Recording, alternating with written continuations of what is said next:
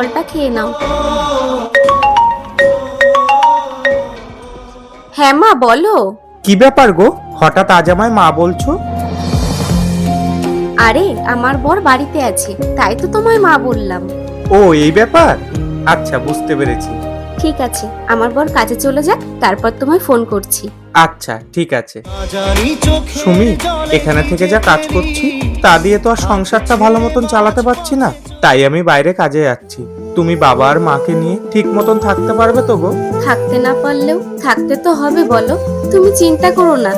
আচ্ছা গো, আর একটা কথা, আমি যে এই যে বাইরে যাচ্ছি তোমায় একা রেখে, তুমি আমার বিশ্বাসটা কোনোদিনও ভাঙবে না তো গো? না গো, তুমি চিন্তা করো না, আমি তোমার বিশ্বাস কখনো ভাঙবো না। আচ্ছা, আসছি তাহলে।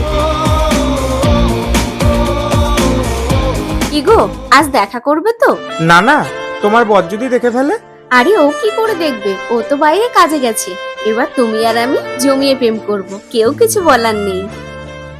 পরকীয়া একটা সুখের সংসারকে নিমেষেই ভেঙে দিতে পারে, তাই পরকীয়া না করে ভালোবাসার মানুষটিকে ভালোবাসতে শিখুন।